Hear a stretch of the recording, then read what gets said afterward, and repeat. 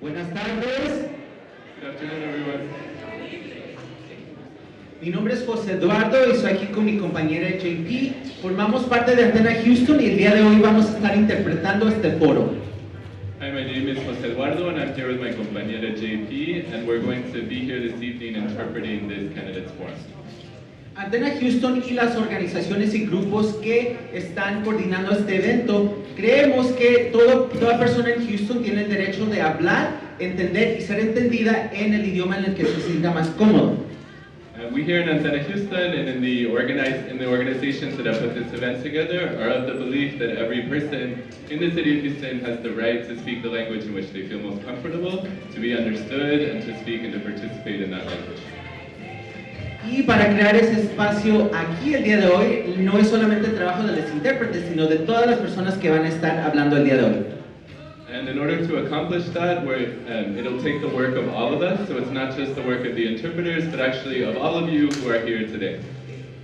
Entonces, les pedimos a las personas que estén hablando, sabemos que a veces se ponen nerviosos, hablan muy rápido, si quieren que podamos entender para interpretar, les vamos a pedir que hagan más espacio con esta señal. So we know that sometimes people get nervous or there's a lot that they want to say and people start to speak really quickly, and in that case we're going to make this gesture to just ask folks to slow down. También, a veces si están hablando muy bajito, de nuevo si quieren que escuchemos para poder interpretarles, les vamos a pedir que hablen más fuerte con esta señal. And also if we can't hear and you're starting to speak in a really low voice, we'll make this gesture just to ask you to speak up. Y también obviamente les pedimos que solamente una persona hable a la vez, no queremos privilegiar ninguna voz sobre la otra como intérpretes. And finally, we just ask one person to speak at the time, because as interpreters, we don't want to have to make the decision about whose voice to privilege over anyone else. Si necesitan equipo, va a estar aquí en esta mesa, con mucho gusto les podemos ayudar, y muchas gracias de nuevo a todas las organizaciones que están organizando este evento y por su compromiso a la justicia del lenguaje. And finally, if you would prefer to listen to the forum in Spanish, there's equipment available here to the left. And finally, just to thank once again all of the organizations that put this event together for their commitment to language justice. Gracias, thank you. Thank you. And welcome. Thank you for being here tonight. What a great turnout. We're really excited. We have several elected officials, former elected officials here with us tonight. I saw State Representative Harold Dutton at some point. Are you still here, Representative Dutton? Well, maybe we've caught him in the restroom. But anyway, he's here, I think. And we have District Clerk Marilyn Burgess. There she is. And then we have some former elected officials. Former council member Dwight Boykins. There you are. And former council member and police chief O.C. Bradford. So I'm Terry Burke. I'm the executive director of the ACLU of Texas. And we are so excited to be hosting this forum tonight with our partner, the Immigration Legal Resource Center. Thank you to them for being part of this. And we, of course, are so grateful that the candidates have chosen to be a part of this tonight. Thank you for being here. Candidates turn out for lots of events like this. Often, they're at events where they're seeking someone's endorsement. That's not going to happen tonight. The ACLU of Texas doesn't endorse candidates. We endorse issues. And one of our most favorite issues right now is criminal legal reform. We like to call it smart justice reform. We think that this is one of the most important things this nation is facing. We have an ambitious goal to reduce mass incarceration by 50%.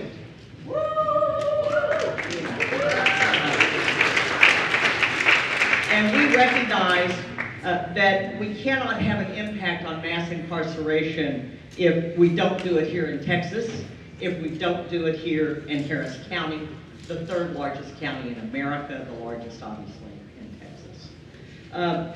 And we also know that prosecutors are one of the most powerful elected officials in our criminal justice system. We like to say, what a difference a DA makes. The DA decides whether someone will be charged with a crime, which crimes to prosecute, and who gets a second chance through diversion or treatment programs. The other thing we know is that turnout in the district attorney's race is always very low. We aim to change that this year, and the fact that so many of you have turned out tonight tells me we're going to do that. That's why we think these kinds of forums are so critically important. We hope you will review the material we have out on our table. We have here a little summary of what smart justice reform is. We ask that you sign a pledge to be an ACLU voter, standing up for democracy and the Constitution. And we hope that you will listen very carefully to these candidates tonight so that you can understand better what are the drivers of mass incarceration, what are the impacts of it, and what are the reasons and means that could be used to reduce mass incarceration. And once you've done all of that, once you're armed with all that information, then you can decide which candidate's values best align with yours. So we're going to get started. To introduce everybody participating tonight, I turn this over to my colleague, my ACLU of Texas colleague, Naolis Palomo. Thank you, Terry. Good evening, everyone. Good evening. I was just told that if you were parked in the CVS parking lot, that you will be towed. I'm sorry to inform you of this. So if you park in the CVS parking lot, please try to move your car as soon as possible. It's an emergency, sorry about that. My name is Naolis Palomo. I am one of the engagement managers at the ACLU of Texas. I want to start by thanking those of you who attended our DA for a Day workshop series this past fall. As an organization, it was important for us to develop a community educational campaign around DA race to inform constituents about the critical role the DA plays in not only reducing mass incarceration, but in helping build a restorative criminal legal system. Most importantly, we wanted to ensure that you as community members understood the crucial role that you play in reforming our criminal legal system by holding the district attorney accountable. Before I introduce our moderators for this evening, I would like to go over a few housekeeping items. If you would like to ask some questions to the candidates this evening, please make sure to write down your questions on the index card that you received when you checked in today. And once you're done, please drop them to this audience question box right here to my left. Now, to lead today's forum, allow me to introduce you to our three moderators. First, please help me welcome to the stage Nick Hudson.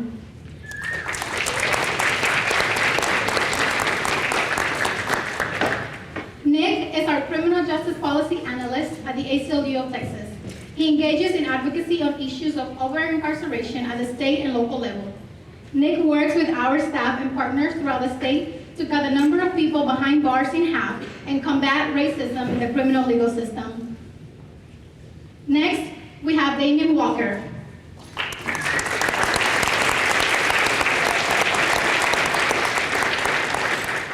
Damien is a broadcast journalism graduate from the University of Houston and a graduate at the Anthony Graves Smart Justice Speakers Bureau. He is the executive director of the Houston Reentry Coalition, a nonprofit agency that focuses on empowering the justice involved through successful reentry. He also hosts a radio show on KCOH-TV The Boost called The Conservative Liberal Show. And lastly, but not least, please help me welcome to the stage Carolina Canizales.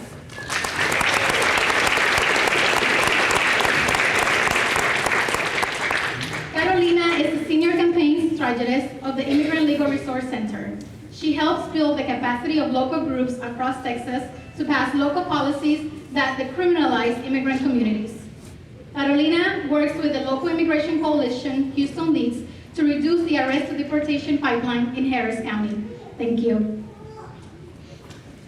Thank you, Naolis. My name is Nick Hudson, and I wanted to first just welcome District Attorney On to the stage. Would you please introduce yourself and tell us why you should continue to be this community's district attorney?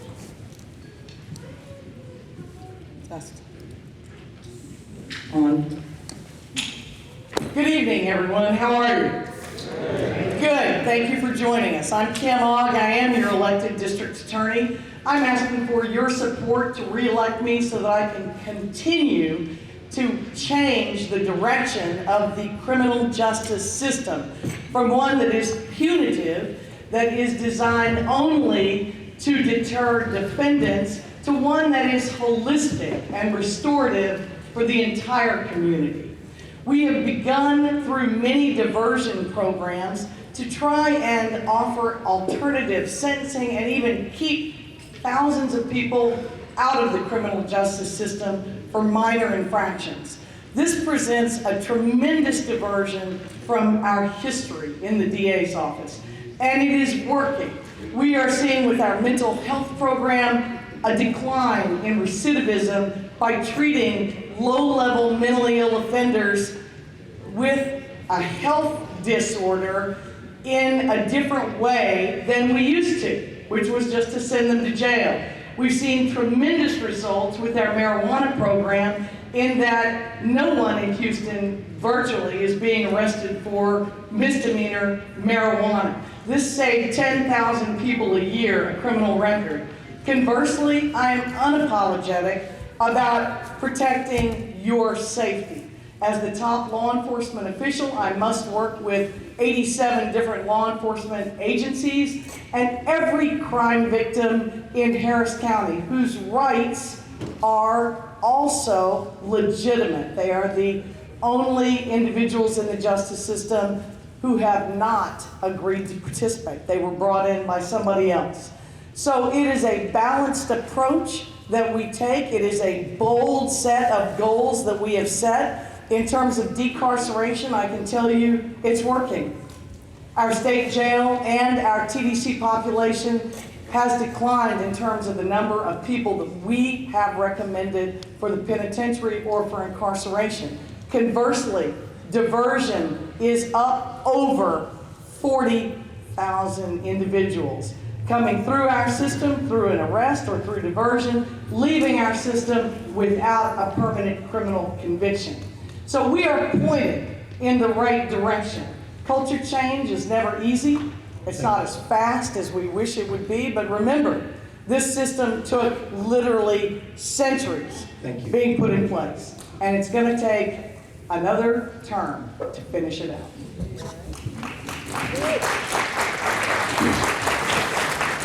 Thank you, DAR. We would like to welcome Carvana Cloud. Please introduce yourself and tell us why you should be Harris County's next district attorney. You have 2 minutes. Growing up in Acres Homes in the 80s and the 90s, I am very well aware of the negative impact that oppressive policies that the district attorney's office as well as law enforcement have had on the poor and people of color. As a result of that, for the last 15 years, I have spent 7 years as an assistant district attorney and 8 years as a defense attorney, making sure that I am fighting to represent victims and those accused of crime so we can make sure that we balance the scales of justice. It's time to reimagine the role of the prosecutor to be more expansive than just prosecuting crime and using the words criminal justice reform just as a talking point. I'm committed to making sure criminal justice reform policies are appropriately applied so that we can keep as many people out of the system as possible with an innovative approach such as pre-charge diversion and opportunities that deal with root causes of crime instead of just making sure people come through the system because they a lot of times come through the system and they're better and not, then they're bitter and not better. Me crié en Acres Homes. Hace 15 años yo estaba luchando por víctimas. También yo tenía la oportunidad de representar los que estaban acusados de un crimen. Yo quiero ser su fiscal porque tenemos una oportunidad de hacer una comunidad segura y justo para todos. Thank you.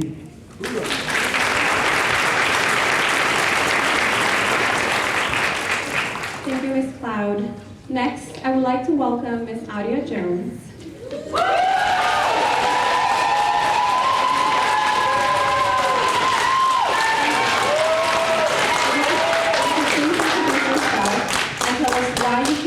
Harris County's District Attorney. You have 2 minutes. Good evening, everybody. My name is Audia Jones. I am running to be the next Harris County District Attorney. When we look at our statistics over the last 30 years, crime has actually decreased. But over the last 30 years, our prison populations continue to increase. And Harris County is absolutely no exception. When we were looking at the numbers, what we were promised was true reform. And that's not what we received. We received prison populations before anybody was even convicted of African Americans making up 19% of the overall population, but still continuing to make up 50% of the jail population. When we're looking at our offenders, when we're looking at individuals who are incarcerated because they cannot afford bail, and we had a district attorney who made promises that she would support cash bail reform, but in fact was the only Democrat to oppose it, we have a problem. So when we look at the numbers, we're looking at approximately 70% of individuals who are incarcerated before even being convicted of a crime, who are sitting in jail right now for a felony offense. And these are non-violent offenses. So who are we truly making our communities safe for?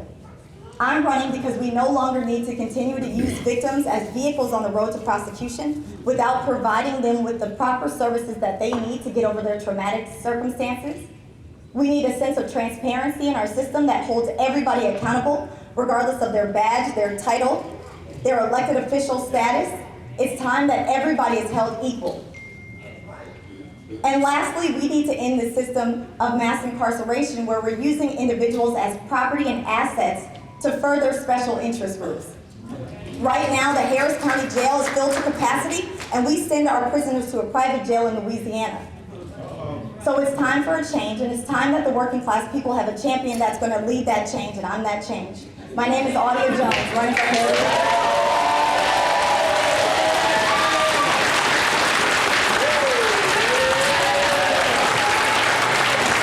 Thank you. Next, I'd like to welcome Todd Overstreet. Please introduce yourself and tell us why you should be Harris County's next district attorney. You betcha. Yeah, I don't think I'm going to get that kind of cheer starting out. This is my first foray into politics. I grew up in Amarillo. I moved here in 1996 to become prosecutor Johnny Holmes. I've been doing this 25 years. There's probably nothing that I have not handled or tried. I'm running on a different campaign. I am for smart justice. I am for reform. But there are also a large group of people in this city that feel like our city is becoming less safe. And I'm for those people. The role of the district attorney is twofold. Just as all of these candidates have said, this is an important position. You play an important role in our society, and your voice matters. And if there are ways to do things better that take into consideration social justice reform, then we should be doing them, and we should have been doing them 20 years ago. Okay? But also, you represent the victims of this community, and you are sworn to have a duty to uphold the laws of the state of Texas and the United States. And that is why I'm running. And I'll be candid.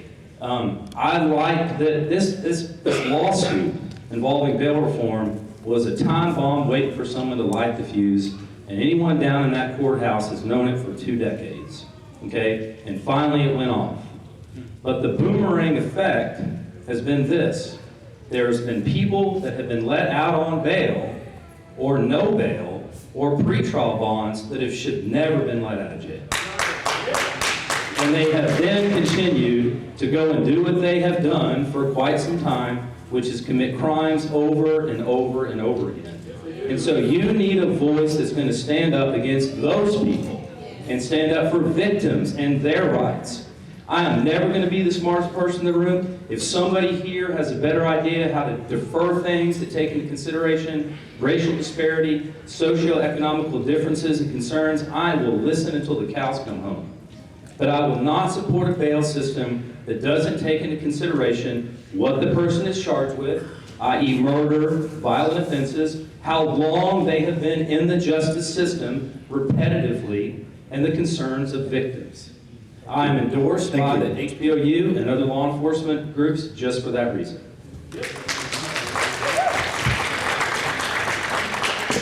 Thank you, Mr. Overstreet.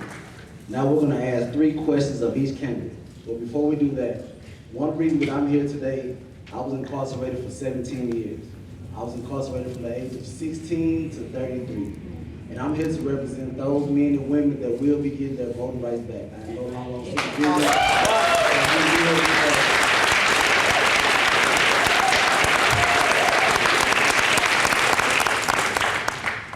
So these questions will be, Kim Hall, and you have 90 seconds. What responsibility and power do you believe prosecutors have to reduce incarceration in our criminal justice system? We have the job to see that justice is done. That means a balanced interest. So decarceration is a responsibility in that everybody should be treated fairly based on the evidence in the case. Victims make up a huge part of this system. They must be considered. And so when it comes to violent crime, the impact on the victim must be considered. But when it comes to the responsibility of the DA, we've got to use the taxpayers' dollars wisely to protect public safety while being fair to everyone who is willing or can be rehabilitated. Ms. Proud, same question. What responsibility and power do you believe prosecutors have to reduce incarceration in our criminal justice system? The prosecutor is the gatekeeper of the criminal justice system, and our power to do so is great. We have to, though, understand that we cannot, again, just say that we're going to decarcerate or that we believe in that, but we have to really show a plan and how to do that. Within the first 100 days of my administration, I have 5 different ways that I plan to do that. The first is I will not prosecute marijuana cases of any weight whatsoever. The second is I will increase diversion opportunities for non-violent felony offenses and misdemeanor offenses. Because especially with the felony offenses, the non-violent felony offenses, there's a lot more opportunity there to prevent recidivism and restore people's lives. I will also offer my prosecutors the discretion to be able to offer shorter community supervision times because we want to make people successful on probation. We want to set them up for success up front, and long-term community supervision terms often do not allow that. I want to also decrease the number of people we send to state jail and prison by not revoking people for technical violations on probation. A dirty UA on a probation indicates that someone has a drug problem or a substance abuse problem. That person needs help, not to be penalized. And finally, I will work to make sure that we have restorative justice programs that will allow victims and those accused of a crime to be able to sit down and discuss and talk about what's happened so they can get justice. National surveys show that crime victims appreciate the opportunity to have a choice in dictating what their justice looks like. Restorative justice solutions provide that opportunity. By doing that, we can work together to decrease incarceration. Ms. Jones, what responsibility and power do you believe prosecutors have to reduce incarceration in our criminal justice system? Yes, so before I get started, I want to say I appreciate all the adaptations to what we've been preaching since we started our campaign trail back a year ago. So when we talk about what is the responsibility and the power of a district attorney to reduce incarceration rates, we have full responsibility and full power to do so. When we look at the numbers, we go back to our failed war on drugs that really initially caused the boom in mass incarceration. So when we look at that, when our numbers literally went from 200,000 to nearly 2 million in less than 2 decades, we have to look at the type of offenses that we are actually enforcing. So when we talk about decriminalizing possession of marijuana, that can't be just it. Because we have several people sitting in the felony system right now for possession of different types of drugs because they're drug addicts. And we can no longer afford to continue to arrest our way out of those issues. So number one, what we intend to do is decriminalize possession of any type of drugs for personal use and look for resources, steer those individuals into resources that can actually help them rehabilitate themselves off of that drug. That's number one. We're looking at a majority of offenses that are tied to people suffering from mental health issues. Again, sticking them in a jail cell where they're staying there for 10 days, coming back out, becoming more destabilized than they were, making our communities less safe than they were when they went in, is a problem. So we've already started sitting down with community organizations, different faith leaders, and trying to figure out what type of services that we can use. Thank you.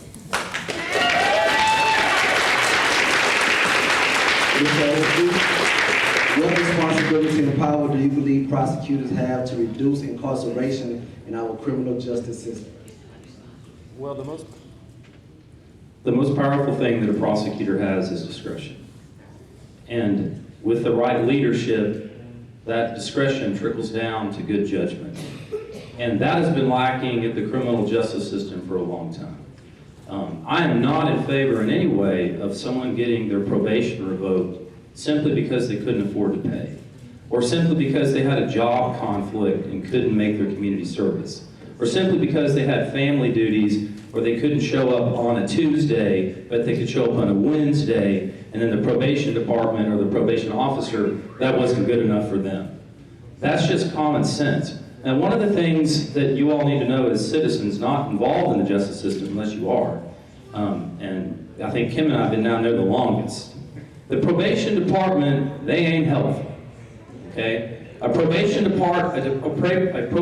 worst nightmare sometimes is their probation officer who's supposed to be helping them get the help they need. The one thing as district attorney, and I've told this to even the law enforcement community, I'm gonna pick a fight with probation. Probation needs to also be part of the solution to these people getting through the programs that they need to get through to become sober, okay? To get their family dynamics back into shape.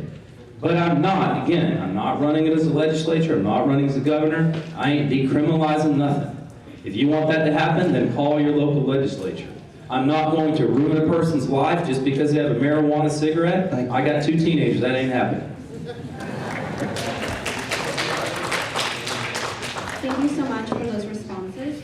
We're going to go into our next question. Under federal immigration laws, convictions for certain crimes, including misdemeanor offenses, can make even immigrants with status deportable or bar eligibility for immigration relief. Will you implement an office policy directing your prosecutors to consider the potential immigration consequences of criminal offenses during each stage of the case? And will you recommend immigration-safe dispositions when possible? We will start with Ms. Clay. Or Ms. Clark, sorry. All right.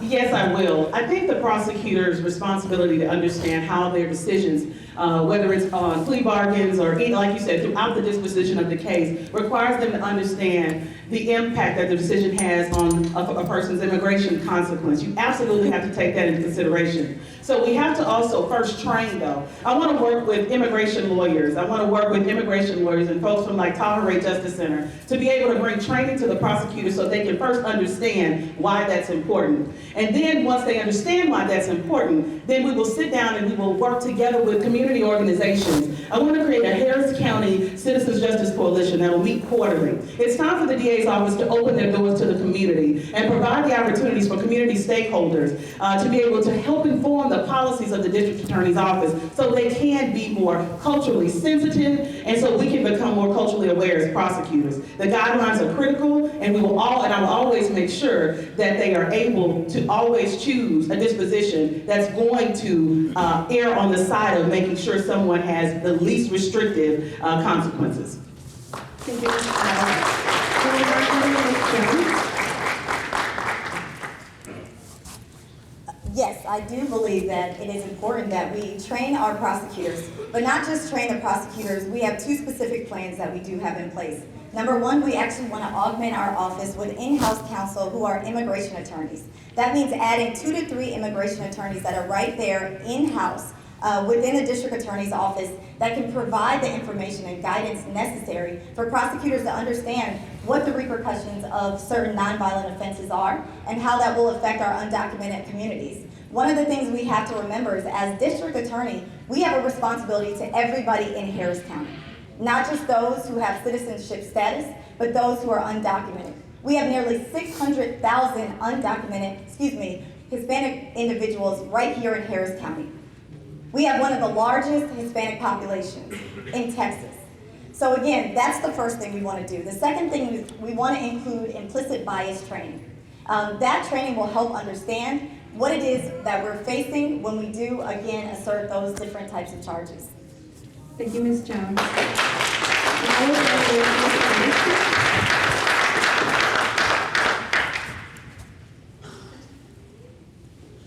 A lot has changed since I started at the office 25 years ago. People would go in that had immigration issues, have their lawyer, and never be told about any of the immigration consequences from misdemeanors to felonies. That has changed. It's gotten better. They're told by the judges now. There's documents that their lawyers have to go over. In seriousness, who really needs a session or a CLE on immigration is the defense attorneys representing their clients, because they don't do a good job of telling them what's about to happen in our horrible federal immigration system that's going on right now. We are in a catch-22 as a prosecutor. We have a person here who has violated the law. We know under the federal system that the feds will come and get him if he takes a conviction, and the best that we can do is make sure that he or she knows their rights. I am not going to bring in immigration lawyers into the office. As Kim would tell you right now, we need more line prosecutors in court handling the cases that are set now. We don't need more staff in our office where we can defer to the defense bar and the judges, because it's their responsibility to make sure those clients know before they plead what the consequences are. Thank you. And now finally with DA Ogg for your response. When I became DA, I had consulted extensively with our international communities, many of whom run the storefronts and independent businesses in Houston, and who are also often crime victims. They are defrauded, they are robbed, and they face consequences even as victims related to ICE. So it made me particularly aware of the collateral consequences for the defendants and those accused that we would be handling. And that is why early in my administration, we did change a number of policies to ensure that what we were doing in state court to rectify a local incident, basically that had come to the police's attention, was to craft a sentence or a result that would not have collateral consequences. So at the suggestion of my transition team and of a number of immigration lawyers here in town, we have changed our pretrial intervention contracts. By the way, those are new. In 2000, there was one pretrial intervention. Now there are thousands of pretrial interventions each year. These are the types of resolutions for people that do not leave them with criminal histories that they can't get rid of. So it's very important when you're offering something that people want to take and need to take to resolve their criminal problem, that it not result in deportation, especially if they didn't know it was coming. So we have changed our policies in that regard, and I would invite you all to take a look at those contracts. Additionally, we've changed our U-Visa policy to include more victims to be eligible to stay in this country when they cooperate, like in human trafficking cases. Thank you. Sure. Thank you for those responses. Studies show that secured money bail is no more effective than unsecured bail, and in fact can lead to devastating consequences for individuals and their communities. Will you commit to eliminating requests from your office for money bail as a condition of pretrial release, and why or why not? Ms. Jones, you're first. Absolutely. I think one of the things we talked about, again, is people that are staying in jail simply because they're poor, or they're drug addicted, or they're suffering from mental health issues. When we look at our Bill of Rights, under Section 11, which many people that are even practicing do not do such, we have a responsibility to make sure that our community is safe. So keeping people in jail simply because they cannot afford to get out is not making our community more safe. That's one thing. So what our system has essentially become, our cash bail system, which the misdemeanor cash bail system has already been deemed unconstitutional. We have the same numbers that we're looking at. We're looking at approximately 70% of individuals who are in felony cases, who are trapped in our debtor's prison, which is the Harris County Jail. Again, who have not been convicted of any crime, and I think that's the first thing. We go around, many of my opponents call people criminals. You cannot call someone a criminal until they've been convicted. Yeah. So it's the standard that's law enforcement. So again, We want to give people an equal opportunity to fight their cases. When we talk about being fair and applying equal justice, it is our responsibility as a district attorney to make sure that we are doing things fairly and we are playing above board. Most people that are trapped in jail are forced to take a plea in order to get out if they can't afford it. So again, my name is Audia Jones. I do support felony cash bail reform.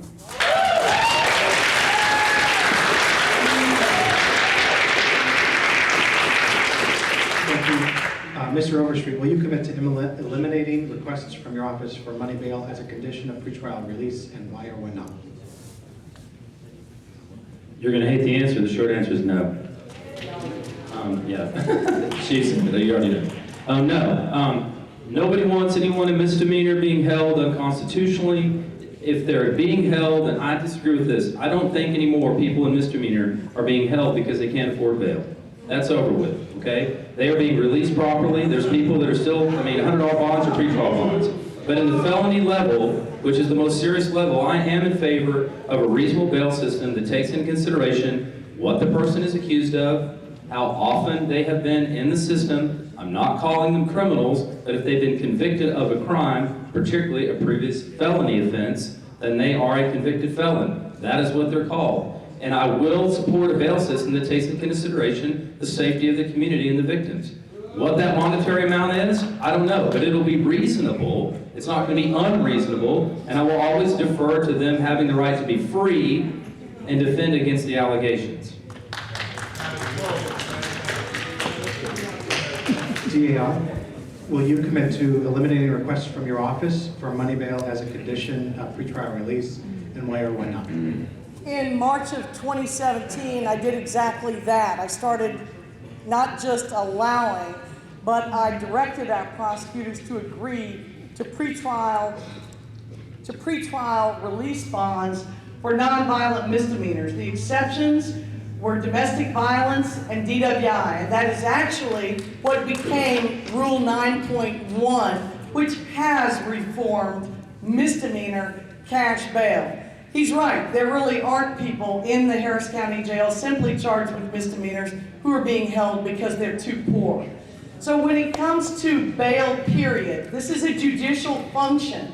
The job of the DA is to bring evidence about the likelihood to return or not to court and the danger to the community presented by the accused. That is our responsibility, and we will continue to uphold that responsibility by recommending cash bail when it is necessary to protect the public. The better system is a risk-oriented detention system like is employed by the entire federal system, and I am working with Senator John Whitmire, the Dean of the Senate, Boris Miles, and other elected Harris County representatives and senators to change our bail system statewide, because that is the real solution. Thank you, DAR. Just a follow-up, are you committing to eliminate requests for money bail as a condition of pretrial release? I did tell you that I have already done that in misdemeanor. That's been our practice for the last 2.5 years. In felony bail, we continue to make recommendations. They do include cash bail when the person is too dangerous to release. Ms. Cloud, will you commit to eliminating requests from your office for money bail as a condition of pretrial release, and why or why not? I will commit to doing that for misdemeanor offenses and felonies, all nonviolent felonies, and those felony cases where the person does not pose a threat to public safety. I think we have to be bold about understanding. For years we have made up there's this myth that cash bail keeps communities safe, and it's absolutely just that. It's a myth. It's not true. And so we have to understand the importance of using non-financial conditions to make sure that people get back to court. And let me say something here. Bail is a judicial function, all right? The judges make decisions on bail, but make no mistake that the prosecutors have a very strong position to make when the cases are being accepted and during the disposition of those cases. I will instruct my prosecutors to always err on the side of pretrial release for misdemeanor offenses as well as nonviolent offenses, felonies, and those felonies where the defendant does not pose a threat to public safety. Same follow-up. Are you committing to eliminate money bail period as a condition of pretrial release? Not period, only in those cases that I've described. Thank you. Thank you all for those responses. I want to take this time to remind audience members to submit audience questions for those at the end of our program. Now we will move into a section of questions personalized to each candidate. Mr. Overstreet, we will start with you, and you all will have 1 minute to respond.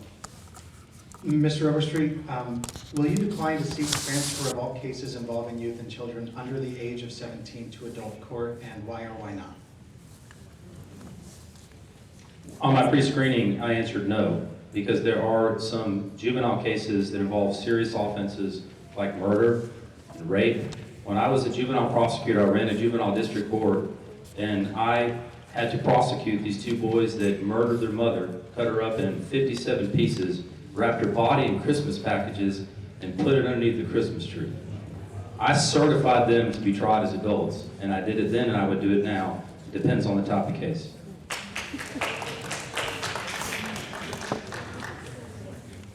Mr. Overstreet. Mr. Overstreet, this is my next question for you. Immigrants are often afraid to engage with local law enforcement officials and go to court due to local law enforcement entanglement with ICE.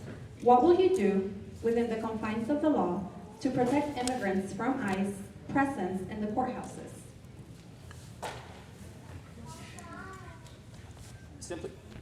Simply stated, I don't believe that you should not have access to the justice system because you are in this country and someone has deemed you illegal.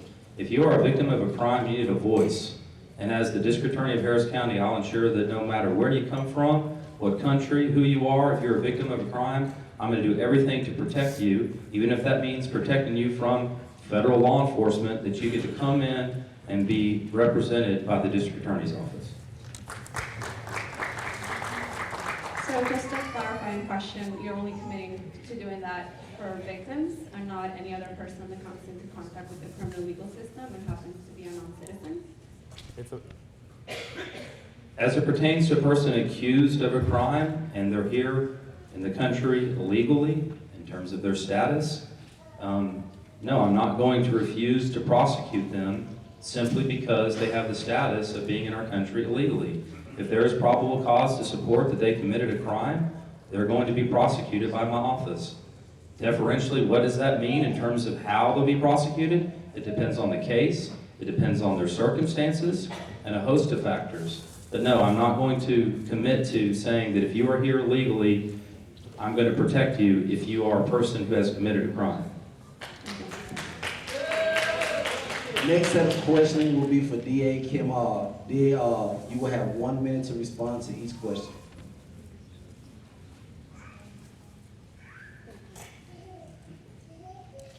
DA Ogg, the next question is, Harris County has some of the highest numbers of ICE arrests and deportations in the nation. As District Attorney, what actions will you take to ensure that non-citizens do not face a disproportionately harsher impact of convictions than citizens? And what would you do to protect immigrant families from deportation? As the district attorney, our job is to equally enforce the law regardless of who is accused, their status immigration-wise, gender, race, or anything. Law is to be applied equally. So when it comes to protecting individuals, I'm committed to protecting every single citizen of Harris County who's violated in some way. That includes everyone. To help victims, especially immigrants, we have expanded our U-Visa program to include individuals who have been handled in the system, to include individuals with past convictions, regardless of status, because we need to protect the people who are here in our city by utilizing our laws fairly. If we are to apply some ICE standard or become immigration screeners, we're not serving our purpose. So by expanding the U-Visa program, we have reached out to more victims and made our system more accessible and safer. We work with all law enforcement agencies, but I can tell you I would never support arrests at the courthouse, and when asked about those things, I have always opposed that type of thing. So we are there to ensure law is applied equally to everyone. That's why hate crimes, for example, against minority populations must be prosecuted as hate crimes. And I do that. Thank you. DA Ogg, Harris County entered into a historic bail settlement for misdemeanor cases this fall. You opposed parts of that settlement, and it was reported that your office stopped attending meetings with stakeholders during negotiations. Is this reporting accurate? And if so, can you explain why your office didn't continue to meet with stakeholders and then oppose parts of the settlement? Sure. I am for bail reform, and I was for it before it was popular, and I put my name behind it and suffered great criticism from the Republican Party and leaders who were in power at the courthouse at the time. I continue to support bail reform, but I'm unapologetic about expressing my concerns for the public's safety when domestic violence victims are endangered by offenders who are not being handled according to Rule 9.1, which was the misdemeanor judge's answer to making bail fair. So I never opposed bail reform. What I did was express concern. That is our democratic process. It was concern for your safety. I continue to support bail reform, and the reports that we didn't engage in meetings are not true. That's why I submitted a sworn document to the federal court showing every meeting that we had been invited to and every meeting at which we had attended. Of course we were there. We're the district attorney's office, and we are part of the system. So to simply raise concerns is not a valid reason to then say that we're opposed to bail reform. We're not. We're for it.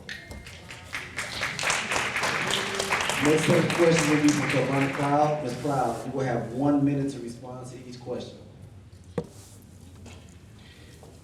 Ms. Cloud, will you commit to expanding pre-plea diversionary programs that do not require an admission of guilt so that, whenever possible, successful compliance with the terms of the programs will erase the charge from an individual's criminal record, or from an individual's record for all purpose? Absolutely. That's one of the hallmarks of my campaign. It's very important to keep people out of the criminal justice system. For far too long, we have been bringing people into the criminal justice system that are dealing with issues rooted in poverty, homelessness, substance abuse, and mental illness. I want to create pre-charge diversion programs that keep people out of the system, allows law enforcement to be able to divert them to programs in partnership with community partners and stakeholders so people can be made better and get the help they need. Bringing people in the system absolutely does not make them better. And if we do that, we can divert a substantial number of cases and reallocate the resources we have to focus on violent crime, crimes that pose serious threats to community safety.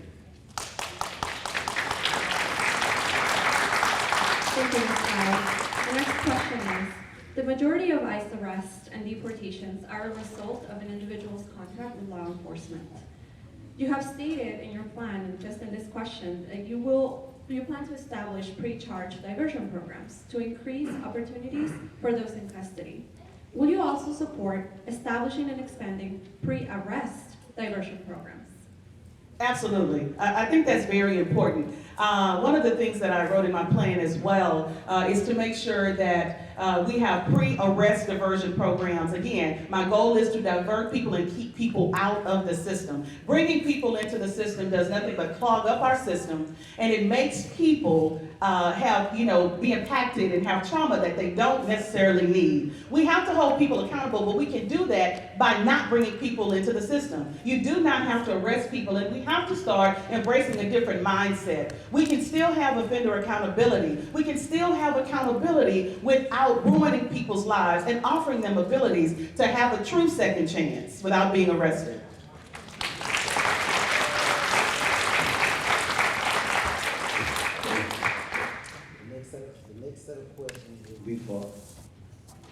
The next set of questions will be for Audia Jones. You will have 1 minute to respond to this question. Ms. Jones, you have stated that you will implement policies and procedures to find alternative means of disposition for non-violent offenses involving non-citizens. If there are similar alternatives available, will you seek immigration-safe dispositions for violent offenses? For violent offenses, that would be something we would have to look into. Regarding, again, our responsibility is to make sure that our community is safe, and that would include everybody. So regardless of your citizenship status, whether you're documented or undocumented, our number one priority is to maintain the safety of all people that live in Harris County. So to say that we're going to change any type of programs regarding violent offenses, the first thing we need to look at are what are the circumstances that were surrounding the crime. I know typically when we hear the term violent, it can be a fear-mongering term. We have certain things that are perpetuated in the media, and we have to remember that if these are individuals that have not been convicted of the crime. This could have been an instance where we have a person that's suffering from domestic violence and in turn killed the person who was responsible for beating them. So we have to look at the circumstances that surround it, so I believe it would be a case-by-case basis. Thank you. Ms. Jones, what proactive steps will you take to establish a process to erase past convictions that is accessible and helpful to both citizens and non-citizens? Yeah, so absolutely. One of the first things that we talked about in our responses to the ACLU questions are not just the responsibility of the district attorney moving forward to truly reform our criminal justice system, which is what we have not seen here in Harris County. That would also include taking a step back and looking back at the individuals that we have damaged. So one of our responsibilities is to truly right the wrongs of our past. So individuals, we can't just talk about, oh, we'll decriminalize possession of marijuana. Well, what about the people whose lives have been ruined by convictions from marijuana possession? It's our responsibility. It's our responsibility, even though it's not within our jurisdiction, but to use our platform to advocate in front of the legislation to have that change, to have those cases reopened and remove those off those individuals' records. It is our responsibility to ensure that we help moving forward and right the wrongs of our people before us.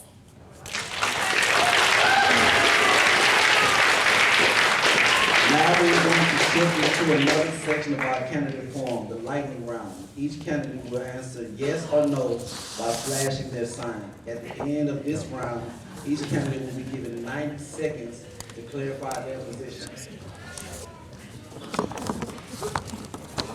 Other sign.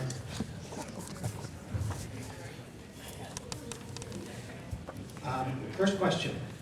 Will you commit to reducing the number of people that Harris County sends to the Texas Department of Criminal Justice each year by 20% by the end of the term? Oh, everybody? That's for everybody At the same time? Yeah. Oh, okay. Thank you. Next question. Next question. As DA, will you prohibit your prosecutors from pursuing gang enhancements?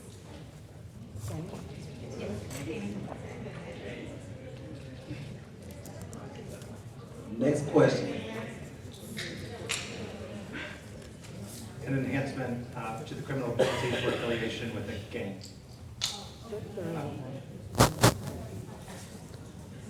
Next question. Will you decline to prosecute all cases involving possession of a gram or less of a controlled substance? It's on the list. It's on Will the you list. decline to prosecute all cases involving possession of a gram or less of a controlled substance?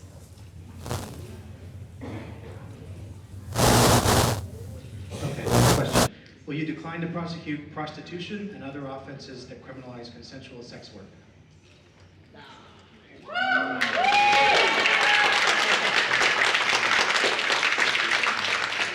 Next question. Will you commit to not using an individual's immigration status as a reason to seek a higher bond?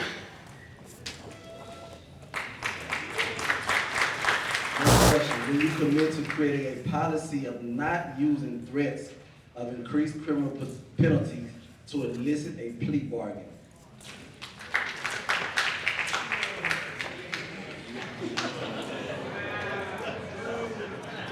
Next question. Next question. Will you commit to never seek the death penalty?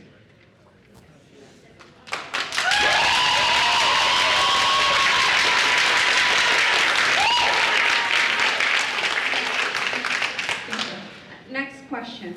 Will you commit to expanding diversionary programs so that whenever possible, contact with the criminal justice system is avoided or limited.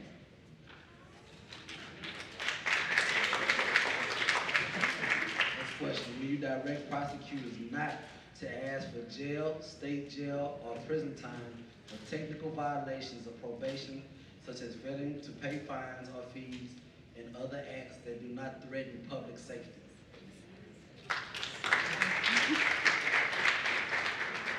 Thank you. Next question, will you commit to put raw data up on the DA website each quarter that includes information on key decisions made by the office, including decisions regarding diversion, charging, pre-trial detention recommendations, plea bargains, and sentencing recommendations with complete demographic information?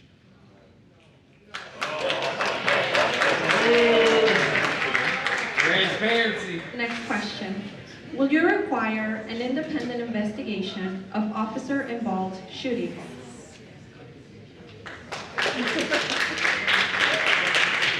As DA, will you allow people with previous offenses to participate in diversionary programs? Thank you. Will you refuse to use past drug convictions to enhance criminal charges?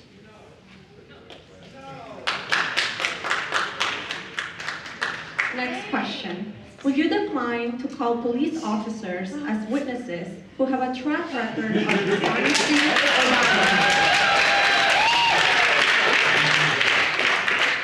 Next question. Will you commit to developing and implementing a plan to personally, regularly, and meaningfully engage and communicate with the Harris County community, including communities of color, the immigrant community, and other community-based organizations, and involve them in the project of determining the priorities of your office within the first 100 days of your term? Will you commit to developing and implementing a plan to personally, regularly, and meaningfully engage and communicate with the Harris County community, including communities of color, immigrant community, and other community-based organizations, and involve them in the project of determining the priorities of your office within the first 100 days of your term? Thank you. That concludes the lightning round. Thank you. DA, would you like to clarify anything? You have 90 seconds. We're going to do this for each candidate. Yeah. The questions we just asked. You have 90 Yeah, one of the questions says, would we allow our prosecutors to threaten somebody? Of course we would not. But circumstances change in cases, and so an offer may change from day one when you have 10 pieces of evidence to day 90 when you have 400 pieces of evidence. And as evidence is collected, circumstances and what is appropriate to offer may change. That's why it is very important to have enough people to spend the time to really review these cases so that there is individual justice for the victim, the accused, and the community in every case. Thank you. Ms. Cloud, please clarify anything you'd like to. You'll have 90 seconds. With regard to the question about prostitution, I want to make something very clear. We will prosecute traffickers and pimps when it comes to victims, when it comes to trafficking. That is critical. The reason that I said no is because we have to be able to allow ourselves the opportunity to have accountability in those cases. For example, where those sex workers who have been repeatedly, I'm talking fourth and fifth time offenders, many of which are helping to facilitate trafficking and sex works in this community. So I have to leave myself some leeway to make sure I do that, because making sure we do that helps us to be a safer community, because prostitution can also bring other things such as organized crime and drugs. With regard to the death penalty, we have to be very careful about saying absolute no's to this. All across this nation, there have been government takeovers where the governor will come in and take over the prosecution of death penalty cases. I do not want that to happen. I will not seek the death penalty as a matter of course. I am personally offended by it, but I cannot say that because I don't want to risk a government takeover, but I will make sure I have a very diverse capital committee in those very few instances where it might be brought up, so we can always make sure we have mental health, we have members of the defense bar, we have victim advocates who are helping us to make that decision. And finally, will you refuse to use past drug convictions to enhance criminal charges? Absolutely, I will refuse that. The war on drugs has really, truly disproportionately impacted people of color, and we do not need to keep people from paying for their past mistakes. Ms. Jones, you have 90 seconds. First thing I want to say is I absolutely stand on every answer that I provided. 100%. The first thing that stands out the most to me is will we decline to call police officers as witnesses who have a track record of dishonesty? I believe that we need to do more than just that.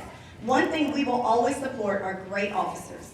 One thing we will never support are officers who abuse and misuse their authority to disproportionately affect individuals that are people of color and people who are in lower income neighborhoods. So one of the things that we want to implement is a 3-strike policy within our own DA's office, where when we receive 3 complaints from the community regarding a police officer, and again, it's the rare minority, but once we receive 3 complaints, we will no longer accept their calls or accept any charges from them until we have done our own internal investigation. The second thing we're looking at is decriminalizing sex work. I stand on that 100%. Harris County, Houston is the #1 city in the country for human trafficking. I've sat down and I've talked with women and men who have been victims of human trafficking, and they told me oftentimes they have been arrested over and over and over again for prostitution, forced to tell the officers that they are sex workers, forced deeper into the world, marginalized. So when domestic violence takes place against those individuals, when they have violent crime that takes place against them, when they have sexual crimes that take place against them, they need to feel comfortable enough and safe enough to come to the district attorney's office to report those types of crimes. And that's why we will decriminalize sex work.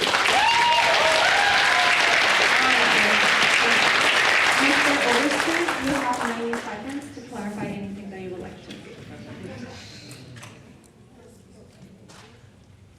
I guess I should first try to identify my heckler out there. When it comes to the death penalty, first of all, I'm Catholic. I don't believe in the death penalty. I think it's a sad testament of our society that that is actually a law in the state of Texas, but it is the law in the state of Texas. I pray to God there's never a circumstance where that would even come into my frame of reference and want to go down that path.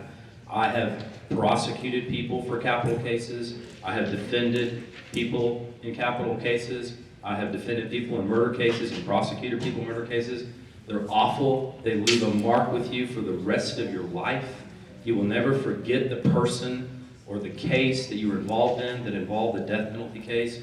It's horrible on the state, it's horrible on the cops, and it's horrible on the victims, and also the person who's accused and convicted of the capital murder. It's horrible on their family because they didn't sign up for that too. But I won't commit to something that I don't know about. If the case comes down the pipe and it calls for it, and I pray to God it doesn't, then I'm going to do my job. As far as prostitution cases, I'm not going to commit to not prosecuting people having consensual sex for fee. Prostitution, it's illegal in the state of Texas. But here's my reason. Having prosecuted human traffickers and pimps for all the time that I did and put them in jail where they belong, sometimes you have to prosecute prostitution cases to get to those people. And that's who we're all after in reality. Thank you, candidates. So this is a reminder to submit your audience questions. This is your last chance to do so. Next, we'll move on to a section of questions from some community partner organizations. Each organization will address the candidate and ask one question. Candidates will have 1 minute to respond. And to start, we have Candido Batiz with Workers Defense Project. Please give a round of applause for Candido from Workers Defense Project.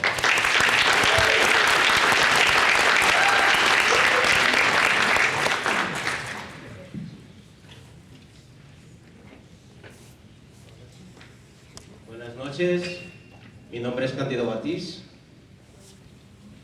soy miembro y líder del proyecto de defensa laboral. Somos una organización estatal que lucha por los derechos de los trabajadores y los migrantes. Good evening, my name is Cándido Batiz and I'm a proud member leader of Workers' Defense Project. We are a state organization that fights for workers and immigrants' rights. Actualmente, nuestra comunidad y sistema judicial penal sobrepatrulla nuestras comunidades de color y criminaliza la pobreza. Al mismo tiempo, tenemos una cultura de impunidad para las corporaciones que sistemáticamente nos roban y contaminan nuestro vecindario. Currently, our criminal punishment system is over-policing communities of color and effectively criminalizing poverty. At the same time, we have a culture of impunity for corporations that systematically steal from, pollute, and impoverish our communities. Si es electo o electa, ¿cómo aplicaría los recursos actuales de su oficina para acabar con las disparidades raciales y económicas en los enjuiciamientos que procesa la oficina de la Fiscalía del Condado? ¿Se compromete a publicar esa información para el público? If elected, how will you use your office's existing resources to tackle a racial, ethnic, and economic disparities in prosecutions? Will you make that type of prosecution data public? Thank you. DA Ogg, you're the first response. Public health is a public safety concern, and that is exactly why I fought for more prosecutors and investigators for environmental prosecution. With the destruction of plants, with the communities who live close to those plants, and the risk that they suffer, we can see that communities that are in our lower economic classes are being exposed to pollution and danger unnecessarily. Thank you, Brad. We can see that they're being unfairly treated under the law because our environmental laws are difficult to prosecute. But with our team of dedicated lawyers, we are seeking equality for those who live in the shadow of industry by prosecuting companies and CEOs that pollute and promote profit over people. When it comes to wage theft, workers have been ripped off for decades. I've lived in Houston all my life. You know where the day workers are, as do those who will take advantage of them. And that is why I file wage theft cases on behalf of workers without written contracts. Nobody works that way, based on the credible testimony of people who have been ripped off after doing the work. So we are looking after those communities, in particular, through our prosecution. You don't have to ask me what I will do, we've done it. Ms. Cloud? With regard to addressing his question, I think it's very important to make sure that we understand that we need to have a district attorney that's going to be committed to increasing transparency and addressing racial disparity. I think the question was really more focused on how we are going to use our resources to make sure that we are transparent. I think the first thing that I'm going to do, I was very supportive of the question earlier about making sure we have our guidelines, our rules, providing demographic information of people that we are arresting, and the plea bargain bargains that are given. That is very important. Historically, this office has not done that. The Harris County District Attorney's Office is the prosecutor's office that has gone unchecked and has not been very transparent. It's time to change that. I'm going to create a community prosecution unit that allows the citizens, the residents of Harris County, to actually have a voice in their government. For far too long, we have had lawyers, we have had district attorneys and their assistants making decisions for you. It's time for us to have community prosecutors working with law enforcement, social services agencies, activist groups, to hear your safety concerns and needs. We need to get out into the community, come out of our ivory towers, and be more accessible to understand how it is we can be able to address the needs of the community. If we don't do that, we'll never know exactly what the people need. And Houston is too diverse for us not to be able to be speaking to everybody in the community.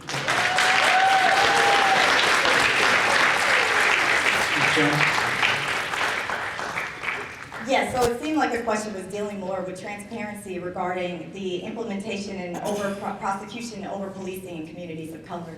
One of the things that we want to do that we've also discussed doing since February of last year is implementing a link, a hyperlink that not only has the raw data on a quarterly basis, but actually keeps it up to date on a monthly basis.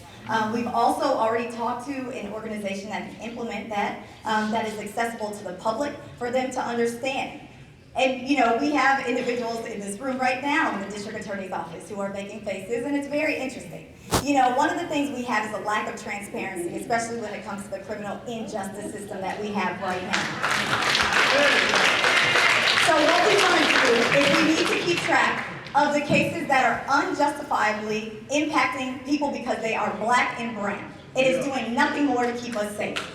So again, we want to implement that hyperlink. The second thing we want to do is create an equal opportunity council within our office, where it would include citizens from different areas, different communities that make up Harris County, from the LGBTQ community, to the Hispanic community, to the black community, to the white community. We all have different injustices that we all face. Thank you.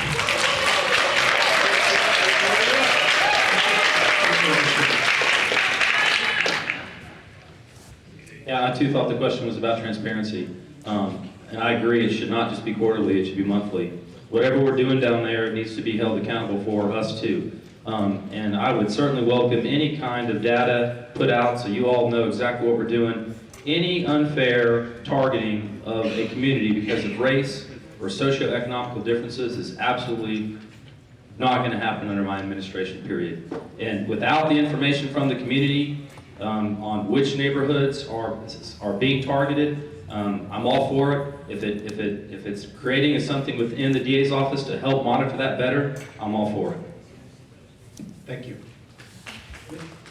Next we'll have Emmett Schelling from Transgender Education Network of Texas. A reminder to candidates that you'll have 1 minute to respond. Please give a round of applause for Emmett from TED.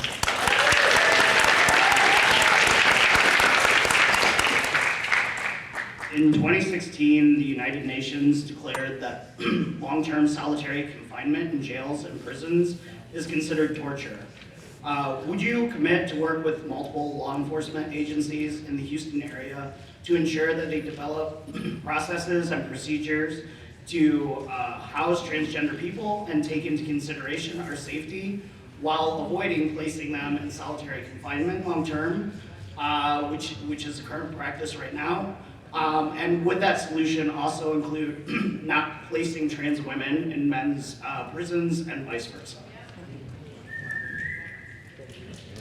Thank you. Ms. Cloud, you're first. Solitary confinement is a violation of human rights.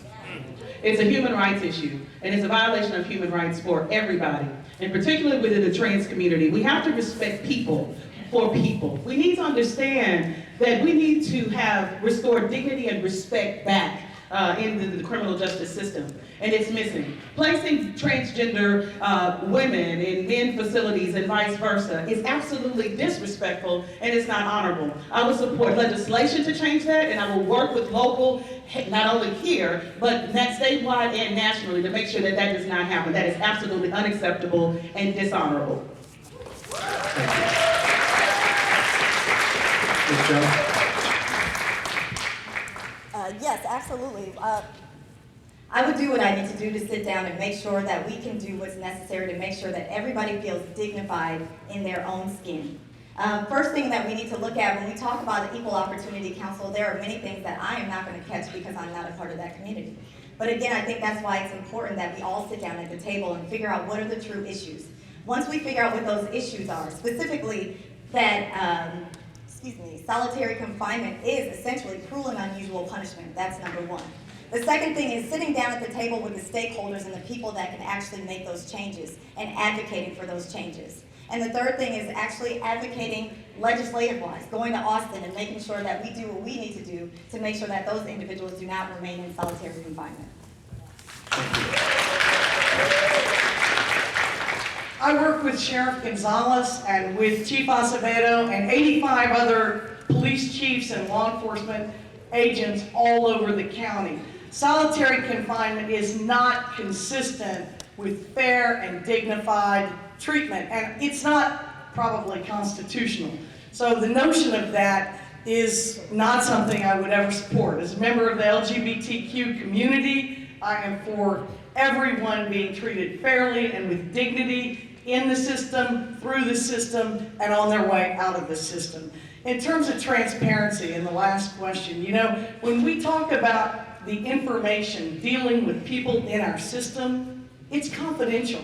There's a reason it's not published. There's a reason we don't want employers looking at our websites or at our information to prevent people from getting jobs. So, just remember that transparency involves privacy rights. And as long as there's a balance, that's really what we should be doing.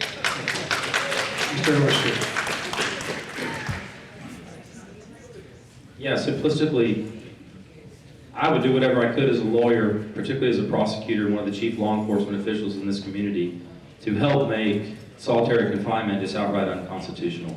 It has no basis. It doesn't do any good. It's just pure evil punishment. And I had no idea until I got involved in this that that was actually something that was going on, and I think it's absolutely disgusting. Thank you.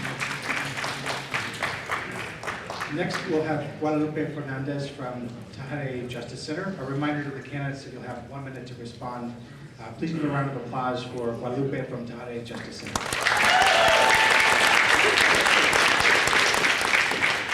Good evening, I'm Guadalupe Fernandez from the Tahare Justice Center. We are a national organization helping immigrant survivors of gender-based violence, domestic violence, sexual assault, human trafficking, access, safety, and justice. The UNT visas are a critical lifeline for immigrant survivors of crime and an important tool for our law enforcement to ensure that survivors and witnesses can safely come forward and pursue cases without the looming danger of deportation. Immigrant crime survivors who are eligible for these visas need to have their applications certified by a designated official, such as the prosecutor's office.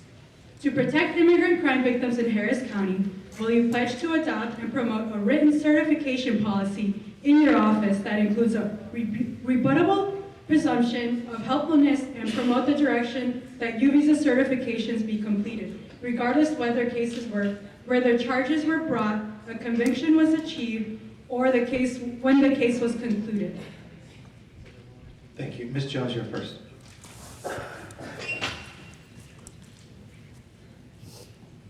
Yes, the short answer to that is yes, absolutely. It's important that in Harris County, everybody feels safe, again, regardless of their citizenship status. What we don't want to do is continue to marginalize individuals simply because they're undocumented, pushing them further and further into the shadows, where they feel that they can no longer come and report instances of crime because they're fearing deportation. In addition to that, we're allowing attackers and individuals who are thinking of committing violent or sexual offenses against them to know, hey, these people are easy prey. So what we want to do is absolutely support a rebuttable presumption of supporting that program.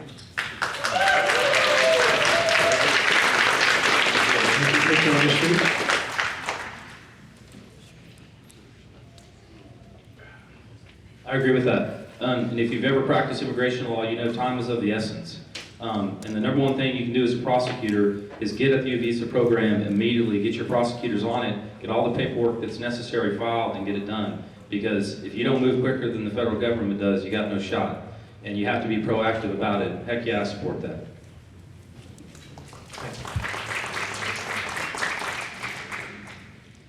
Ms. or DAO, apologize. I'll tell you what I've done. We changed the U visa policy. Your mic. So I don't have to tell you what I will do. The U visa policy is now far more expansive, includes people with criminal arrest, convictions, and there is no bar to any witness. But no one gets a presumption of relevance, no police officer, no witness, no victim. There cannot be some unfair or uneven starting block. So what I'm telling you is that we opened up our U visa program without a rebuttable presumption. We do it in every case.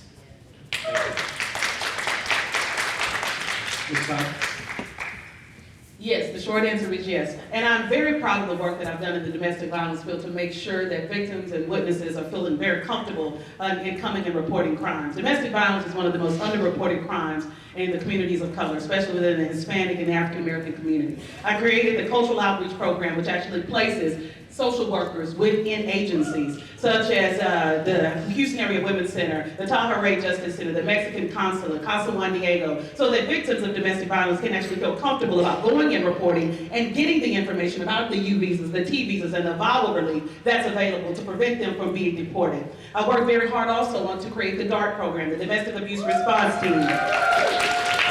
The DART program makes sure that victims are supported from the moment 911 is called through the disposition of their case. I'm proud to report that victims are not only taking advantage of their program in the field and working with the prosecutors, but they're showing up and they're getting the U visa support that is available through the district attorney's office. I will also expand the U visa policy to make sure that it's available not only to people who are victims of cases where we filed, but even if there are cases that haven't been filed, even the cases that haven't, where there isn't a conviction yet received. And I will also make sure we extend the time period, because a lot of times people don't even realize this relief is available.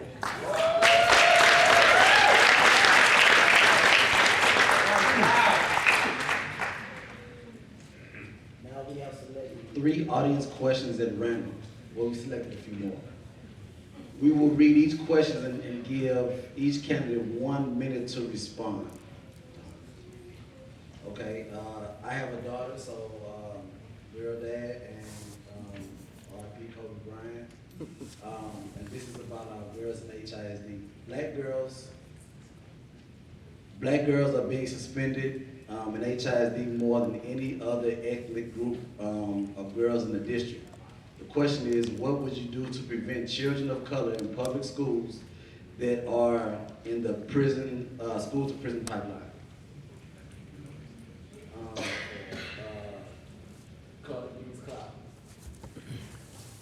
When I go talk to children in schools, one of the first things, and especially when I was a prosecutor, when I told them that I was a prosecutor, they couldn't believe it. They looked at me with such surprise, because they don't associate prosecutors with being African Americans, and let alone African American women. I think that we need to make sure that we have education and awareness that are in schools, and we need to partner with school districts and school administrators to show that prosecutors are not all bad people, all right? We are the facilitators of justice in this community, and we need to make sure that our administrators in schools treat kids like kids and not send them up the river and perpetuate the school to prison pipeline. We need to make sure that we need to work with them to keep them out of the system as much as possible. That also looks like having prosecutors be mentors to children in schools, showing them that they too can be able to achieve much more and that the sky's the limit. If they see it, they can believe it. We have a role as leaders in this community to make sure, again, we get out of that ivory tower and get into the communities that we serve in various ways, especially mentorship.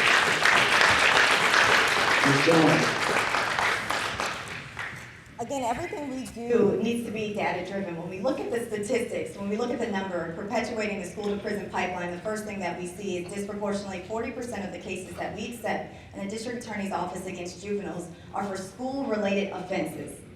They're for school-related offenses against typically black and brown children. So one of the things we want to do, we intend to do, is no longer accept certain charges that are school-related offenses. Certain offenses that can be dealt with within the school system, that when we were in school times, in school suspension, or you have restorative justice programs. So we've actually sat down and talked to restorative justice programs and talked about meditation instead of sending someone in handcuffs, getting them used to being processed process through the system for, again, school-related offenses, as long as it doesn't include violent offenses or sexual-related offenses. So that's the first thing. The second thing we intend to do is create a program within the district attorney's office where we assign 3 prosecutors to different areas of the town that will be connected with each city council member. Those individuals will then go out to the different schools and be seen and talk to those children.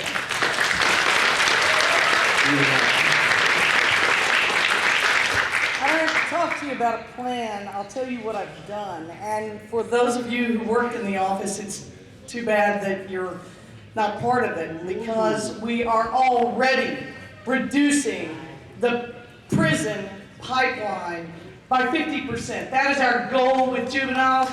The number of cases filed out of the schools are largely a result of administrators and police relying on incarceration or arrest as opposed to mediation and other administrative remedies that are at their fingertips. That's why we met with all the school police, all the superintendents, and they are working with us. And in an age when people are threatening schools, closing them down, when we've seen school shootings, it's frightening for those superintendents. They want to rely on the police. That's why it is critical that we work with them to distinguish which individuals really need to come through the juvenile justice system and which don't. And it's our determination that about 50% probably don't. So that's the goal. That's what we're working on. And in terms of data-driven evidence, that is what we use to determine policy and program.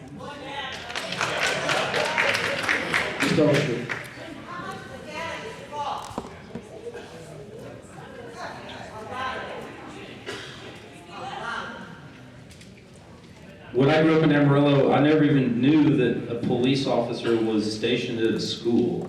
I never heard of that until I came to Houston and I started at the DA's office, and I could not believe the extent to which in school-related cases for things that were happening with the school system, that they were using the criminal justice system as an excuse, and then not only not handling their own problems, moving kids away from their school where they could actually grow with the help of their teachers and counselors. As a criminal defense attorney, I spend more time fighting with the school administrators in defense of my clients who have been accused of crimes in school, trying to keep them in school knowing that that's where they need to be, that the criminal justice system is not the answer for these people. And they have been passing the buck on to us for a long, long time, and it has resulted in horrible effects. So day one, the intake system, as far as juvenile cases, unless they're crimes of violence or sex crimes or something that we all as common sense would consider major offenses, they're not getting filed. They don't need to get filed. They need to handle that situation there in the schools. Thank you. Thank you for those answers. We're going to go to our second audience question. As district attorney, what steps will you take to help reduce HIV stigma and bring or align Harris County's prosecution practices with the current science and medical knowledge? We will start with Ms. Jones. Just to briefly address the last statement that was made by our current district attorney, one of the best decisions I've ever made was to leave this current district attorney's office.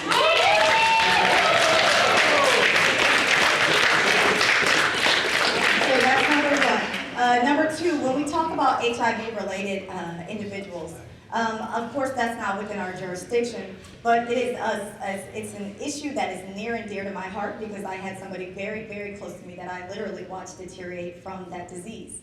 So when we talk about that, I believe it is our responsibility through those community programs, through community town halls, to partner with organizations that can discuss that. I've gone on the cause impact, where they do talk about the stigmatism surrounding HIV. But I think it's important for our communities to understand how it's transferred, how to prevent it, and how to move forward with your life, knowing that somebody's living with HIV and how to support them.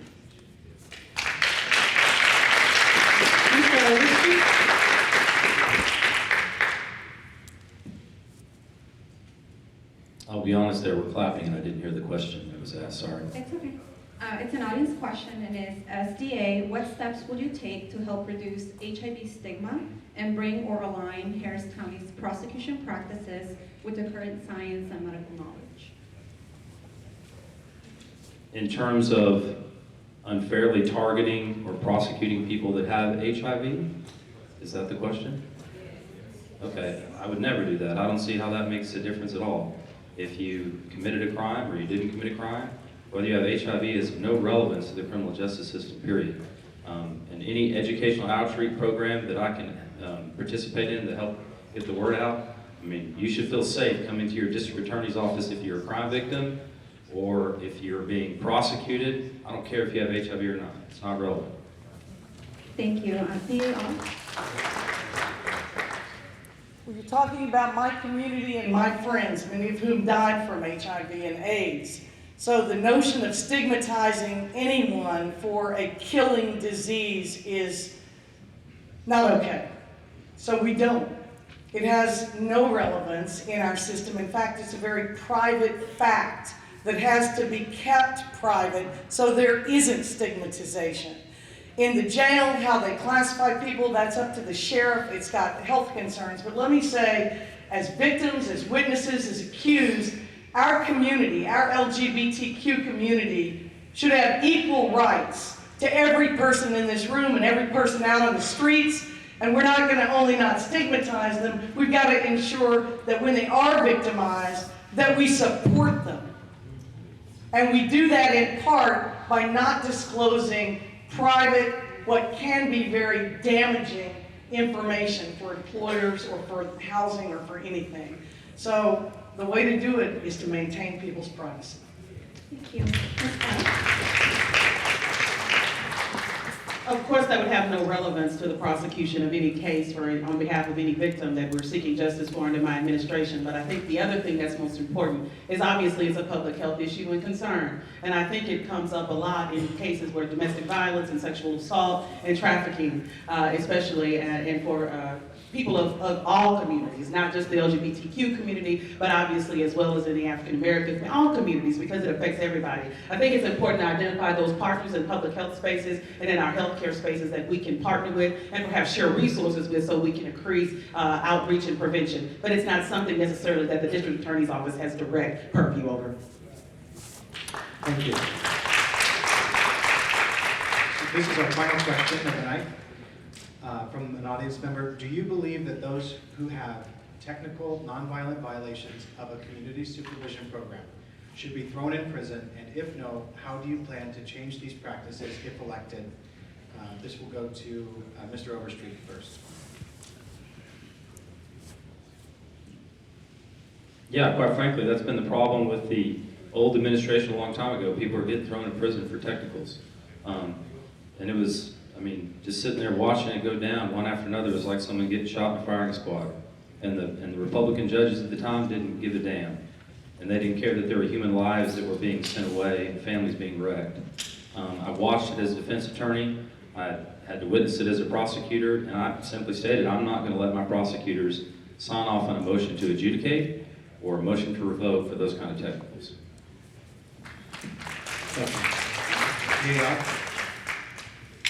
Judges control who is filed on for technical violations. It is generally now between the probation officer and whether they notify the court. It is the judge's decision as to whether that is brought forward. But let me say, revoking people for failure to pay is unconstitutional and always has been.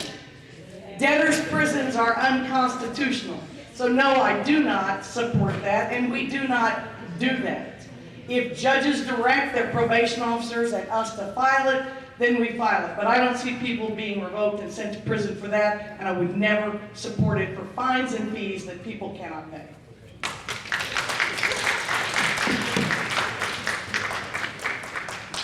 Thank you. Ms. Cloud? When you talk about ending mass incarceration, I think one of the main things, as I mentioned earlier, that you have to do is you have to make sure that people are successful on probation, and when they do mess up, if they don't pay fines or fees, or if they have that dirty UA, that you absolutely are not revoking them, but you're giving them help, and you're not keeping them in the Harris County Jail, or you're not sending them to state jail or prison, because that does nothing, and it costs us millions of dollars as taxpayers to continue to house them. So it's fiscally irresponsible to do so as well. I want to make sure that I would sit down with stakeholders, so that sitting down with probation, sitting down with the judges, sitting down with the jail, and having open dialogue and conversation so we can all be on the same page. Harris County's criminal justice system right now is broken because we are working in silos. We do not talk to each other, instead we point fingers at each other. In order to deal with that particular issue, that's not all the district attorney's responsibility. So it's important that we work with stakeholders to come up with a plan so we can make sure that we are not revoking people based on technical violations that where it poses, again, they pose no threat to public safety.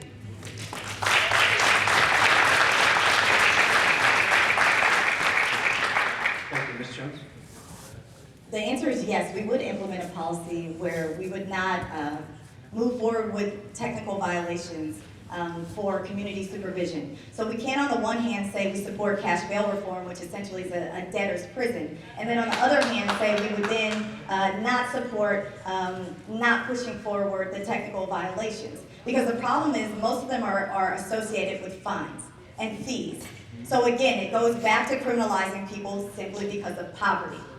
So what we would do, again, is sit down. We would have to sit down with the judges, sit down with probation. But at the very end, it does require the signature of a prosecutor in order to move forward with the motion to adjudicate. So that's the first thing. We need to be clear about the information that we're giving, which our current district attorney continues to fail to do time after time again. So it would be the responsibility of the prosecutor to no longer move forward and sign off on those motions to adjudicate for technical violations.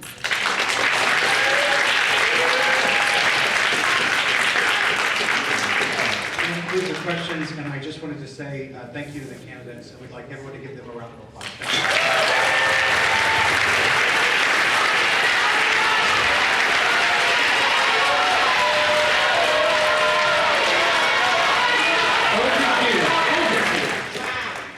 My name is Brad Pritchett. I'm on the policy team at the ACLU of Texas. First and foremost, we want to thank everybody for coming out tonight, so give yourself a round of applause for being here.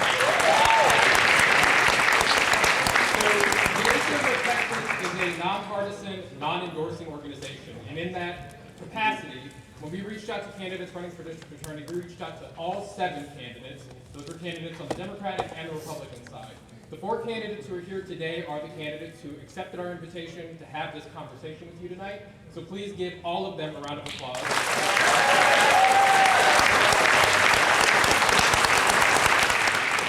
This is not easy. This is certainly not easy to do.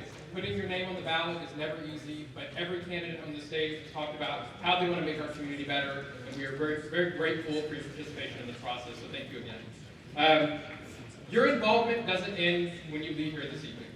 So out front we have vote to pledge, or pledge to vote cards. We would love for you to fill these out while this form is fresh in your mind. One of the questions we ask is why voting is important to you. You fill in your name and your address on this side of the card, and we will mail these cards to you before the election to remind you of this forum, the issues you've learned about, the things that matter to you, and give you kind of a push to remember to go vote. So, does anybody know when early voting actually starts in Harris County? Say it again. February 18th. It runs until the 28th. The primary election date is on March 3rd. And if you're interested in being more involved in the work that the ACLU is doing around criminal justice reform, on February 5th, we have a volunteer training at the ACLU of Texas office here in Houston. Our main statewide office in Texas is located here in Houston. And we would love for folks to come out and learn more about our public education campaign around smart justice and the district attorney's race. So again, thank you all for being here, and thank you to the candidates.